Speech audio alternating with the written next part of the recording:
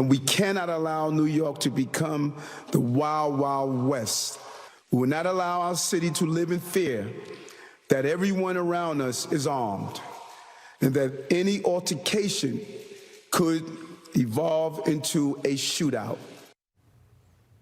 Just a week ago, New York City Mayor Eric Adams warned that the Supreme Court's ruling on state gun laws would turn his city into the wild, wild west. Well, Eric, I'm guessing you haven't been paying attention because that's already happened, and it has nothing to do with these concealed handgun laws. Case in point, just yesterday, a young 20-year-old mother gunned down execution style in New York City's Upper East Side. She was killed while pushing her 3-month-old baby in a stroller.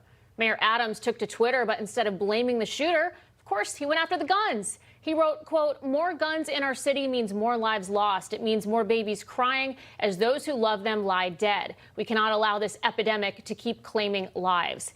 Here to weigh in is former New York City Mayor Rudy Giuliani. Mr. Mayor, thank you so much for joining us tonight. Well, thank you, Jen. It really is a pleasure to be with you, except it's unfortunate for me to have to talk about my city that I devoted my life to making it the safest large city in America. You know, when I came into office, it was 5 times the crime that this guy Adams had. And I got it down to the safest large. He's increased crime by 40%. Nobody in New York thought we could have a worse mayor than de Blasio. Well, right now we have 40% more crime than de Blasio. 40% more crime. And every excuse that he gives is absurd. The other day he said he never realized it was this bad. He was a New York City police officer here. Everybody in the city knew how bad it was. Mr. Mayor, he came in saying he was going to be tough on crime, and I think people had so much hope after Bill de Blasio. I mean, obviously, you thought it couldn't get any worse than it was under de Blasio, and now it seems like it is getting worse because nothing is being done. And, you know, the crazy thing is, all he has to do is reach out to you, maybe Bernie Kerik, Ray Kelly, maybe even Michael Bloomberg. I mean, the people who know how to protect this once great city, but instead of asking for some help, he tries to pick a fight with you. He said he wants to prosecute you for allegedly falsely reporting a crime. I mean, how do you respond to this madness? You got some sicko coward hitting you from behind, and the mayor wants to bring charges against you. I mean, if only he was so tough on, such a tough guy when it comes to the real criminals in your city. Well, first of all, he wants to prosecute me for filing a false crime report. I didn't file a crime report. I mean, he's really actually even stupid. I didn't file a false crime report. The police filed the report. The police looked at the video. So you just saw one frame of the video when the woman was rubbing my back. You didn't see the man hit me on the back, knock me forward a few steps. It wasn't the worst attack. I mean, I've been threatened by the mafia, the FARC. I have a fatwa against me, three of them. And I'm not going to worry about a little punk like this. The reason I press charges against him is what happens to people in New York under Adams. I mean, elderly people aren't protected. Have you seen all the pictures of our elderly people who were knocked down, stabbed in the back, thrown on the tracks, and Adams does nothing about it? Crime in the subway is up 65% under him, and he moves the cops around. I told him, I mean this, Bernie and I could reduce crime in the subway within 2 weeks. If he just give me CompStat, which I invented, by the way. I don't even know if he understands it. Doesn't seem smart enough to me. But he doesn't. Mr. Mayor, I mean, how does that make you feel? I often wonder that when I see how New York City has gone downhill so quickly, from the city where you could feel safe walking down the street just about any time of day in most parts of the city, to now even in a nicer neighborhood, if you will, in broad daylight, you have to be looking behind your back. I mean, how does that make you feel, and what is it going to take for things to change? An intelligent mayor. Not a con man. This guy's a con man.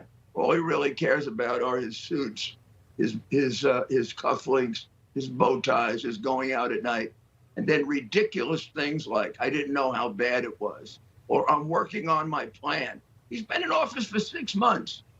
Plus, I should have known. Every cop I talked to told me he was a phony. And I keep asking the following question on my radio show. Please name one arrest that he made as a cop. Because the one time he got a chance to make an arrest as a mayor, he had his detail do it. Bernie Kerik made his own arrests. He didn't have his detail do it. What this guy doesn't know about crime is remarkable. He makes every wrong decision. He puts out a plainclothes unit to get guns, and he puts uniforms on them. I mean, you got to be out of your mind to put uniforms on a plainclothes unit. I don't know what's wrong with him. I think he's spending too much time thinking about how he's dressing and what celebrities he can be with. And maybe he just doesn't have a good enough mind for the job. It is a difficult job. It requires an intelligent person like an Ed Koch or a me or a Mike Bloomberg, not a de Blasio or a him. I don't know what kind of intellect he's working with. Doesn't seem like much. Mr. Mayor, what are you hearing from the great police officers in New York City about the support that they need to be able to do their job? Crying on my shoulder. I don't walk down the street. You want to come here and walk down the street with me?